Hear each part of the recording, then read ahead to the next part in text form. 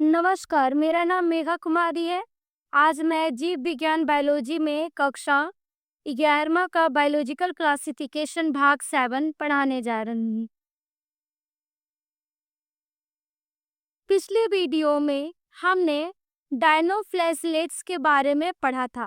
आज हम जानेंगे दो और बहुत ही रोचक प्रोटिस्टा समूह के बारे में।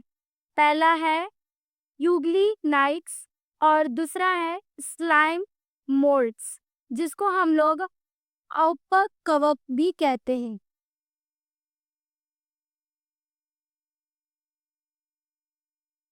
यूग्लिनाइट्स का परिचय।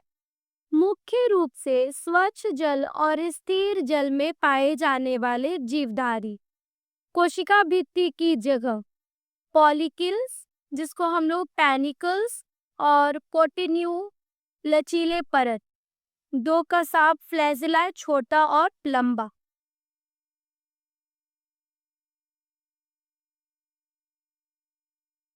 यह जो यूग्लिनाइट मुख्य रूप से स्वच्छ और स्थिर जल में पाया जाता है। स्वच्छ का मतलब क्लीन वाटर में, जैसे कि तालाब में देख लो, झील में और भी जगह पे। इनकी जो कोशिकाएं भित्ति मतलब सेल वॉल नहीं होती है, बल्कि इसकी जगह पर पेलिसिल, जिसको पेलिकिल नाम का एक प्रोटी युक्त लचीला परत होता है, जो शरीर को लचीलापन देता है। ये जो यूग्लिनाइट्स के दो कसाब होते हैं, कसाब का मतलब फ्लैजिला, दो फ्लैजिला होगा, एक छोटा और एक लंबा होगा। प्रमुख उदाहरण में आप यूग्लिना ले सकते हैं। अब आपके मन में एक वर्ड्स आते होंगे कि क्या इसके शरीर के जो पादपों होते हैं वो जंतु जैसा होगा? तो बिल्कुल अच्छा सवाल आपके मन में आ रहा है। ये दोनों के गुण रखते हैं, ठीक है। यही इन्हें खास बनाने का काम भी करता है, क्योंकि ये दोनों का गुण इसके अंदर होता है। दूसरा क्या है? पोषण और व्यवहार। इसके पोषण कैसे होंगे और व्यवहार इसका नेचर कैसा होगा? Means nutrition plus behaviour. प्रकाश की उपस्थिति में जब प्रकाश होता है उस समय ये ऑटोट्रॉफिक होते हैं, प्रकाश संश्लेषी। प्रकाश के अनुपस्थिति में ये परपोषी हेटरोट्रॉफिक होते हैं, अन्य सूक्ष्म जीवों का शिकार। अद्भुत विशेषता क्या है? इसमें पाए जाने वाले कवक पिगमेंट्स उच्च पादकों जैसे समान होते हैं, जिसका एग्जाम्पल में आप यूग्लिना को ले सकते हैं। जैसे अब ये समझिए, कहता है कि इसका न्यूट्रिशन और बिहेवियर कैसा होगा। अगर प्रकाश होता है, आपको तो पता है ना कि जब प्रकाश में अगर हम संश्लेषण करते हैं तो ऑटोट्रॉफिक होता है, प्रकाश के प्रेजेंस में जो भोजन बनाता है।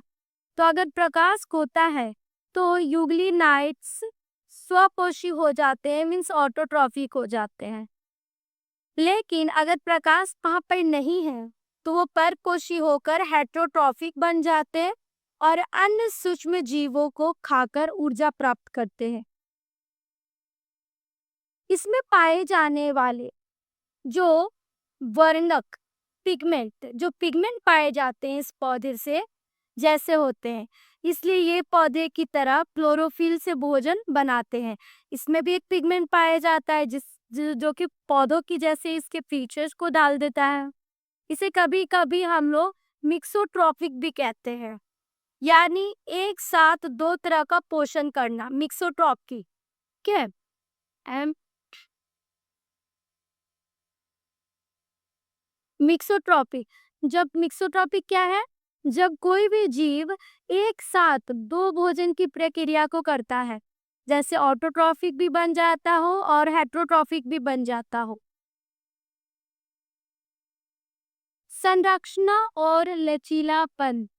संरचना और लचीलापन क्या होगा? Structures and flexibility. पॉलीकल संरचना को लचीला बनाता है। यह लचीलापन आंदोलन और आकार परिवर्तन में सहायक होते हैं। दो कसाव तैरने और दिशा नियंत्रित करने में मदद करता है। अब देखिए, जो हमारा पॉलिकल्स होते हैं इसे लचीला बनाता है, जिससे वे अपना आकार बदल सकते हैं। अगर लचीला नहीं होगा तो अपना आकार बदल पाएंगे नहीं। तो ये लचीला बनाता है इसके पॉलिकल्स।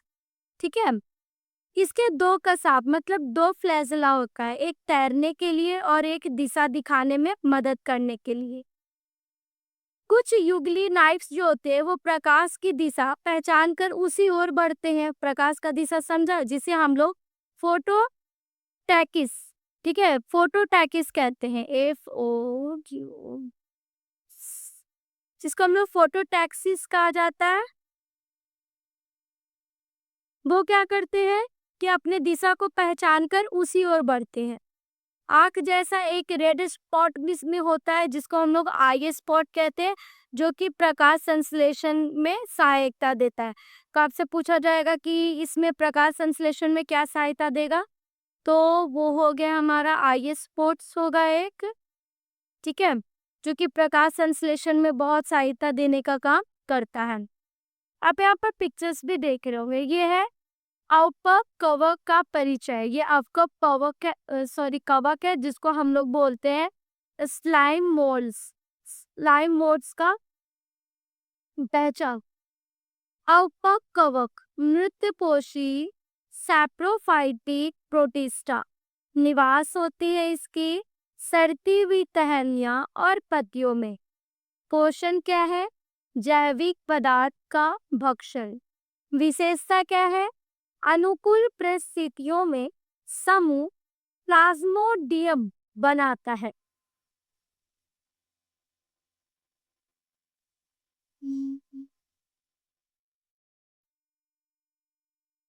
अब बात करते हैं अवपक कवक की। ये क्या है, ये मृतपोषी है, मतलब कि सैप्रोफाइटिक प्रोटिस्टा में इसे कहते हैं। ये सड़ी हुई लकड़ी, पत्तियां और अन्य मृत जैविक पदार्थों पर पाई जाती है। ये मृत पदार्थों को खाकर पर्यावरण की सफाई में भी मदद करती है। मतलब कि अगर कहीं पर भी मरा हुआ सड़ा हुआ आपका दिख रहा है, तो ये क्या करेगी, उसे खा लेगी, उस एरिया को क्या कर सकते, क्लीन कर सकते हैं। अनुकूल परिस्थितियों में ये मिलकर एक समूह बनाते हैं, जिसे हम लोग प्लाज्मोडियम कहते हैं। तो कब प्लाज्मोडियम बनेगा, जब ये मिलकर एक समूह बन जाएगा, ग्रुप बनेगा, तब हमारा प्लाज्मोडियम उसे कहेंगे। जब ये बहुत सारे समूह में होंगे तो इसे हम क्या कहेंगे, प्लाज्मोडियम भी कहेंगे। जीवन चक्र और प्रजनन, इनके जीवन चक्र और प्रजनन कैसे होते हैं, ठीक है। अनुकूल परिस्थितियों में प्लाज्मोडियम कई फीट लंबाई तक बढ़ सकता है। प्रतिकूल परिस्थितियों में बिखर कर बीजाणु युक्त फलन कार्य बनाता है। बीजाणु आयु के माध्यम से फैलते हैं। अनुकूल परिस्थितियों में इनका प्लाज्मोडियम बहुत बड़ा हो सकता है, कई फीट लंबा भी हो सकता है। लेकिन जब परिस्थिति प्रतिकूल हो जाती है तो ये टूटकर बीजाणु युक्त फलन कार्य, जिसको हम लोग स्पोरेंजियम बनाते हैं, ठीक है।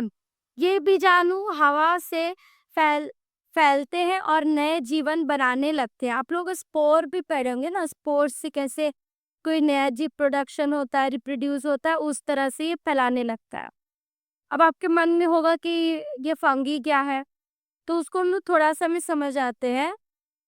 लेकिन असली ये फंगी एक तरह का असली कवक नहीं है, ये प्रोटिस्टा के सदस्य है, जो कवक और अमीबा दोनों जैसे लगते हैं, ठीक है।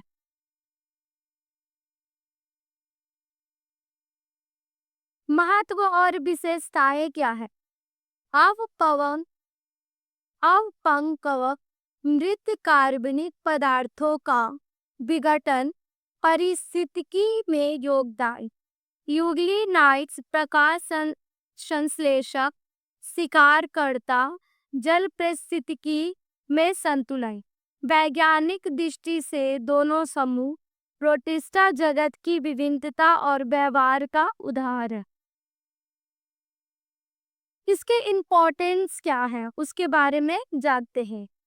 तो देखो बच्चों, इन दोनों समूह का पारिस्थितिकी में महत्वपूर्ण योगदान होता है। पहला आप योगदान समझ लो अपकवक का, जो कि मृत पदार्थों को विघटित करके पर्यावरण को साफ करने में मदद करती है।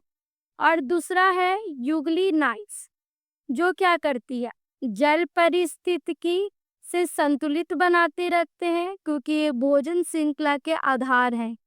ठीक है, दोनों ही प्रोटिस्टा जगत की विभिन्नता और अनुकूल क्षमता को सुंदर उदाहरण देता है। ये दोनों हमारा प्रोटिस्टा में ही आता है, ये तो हम लोग ने पहले ही भी पढ़ा।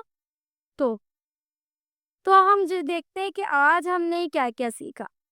पहला हमने सीखा कि जो यूग्लिनाइड ऐसे जीव हैं जो पौधे और जंतु दोनों के गुण रखते हैं। इनमें दोनों गुण रहेगा, पौधे के भी गुण रहेंगे और प्लस जंतुओं का भी गुण रहेगा। किस में रहेगा इसका गुण? ये हमारा आ गया यूग्लिनाइड। यूग्लिनाइड में दोनों का गुण रहेगा। और अपवक क्या होंगे? वो मृत जैविक पदार्थों को विघटित करके संतुलन करते हैं। तो अगली वीडियो में हम जानेंगे प्रोटोजोआ के बारे में, जो प्रोटिस्टा जगत के सबसे रोचक सदस्य हैं। Thank you.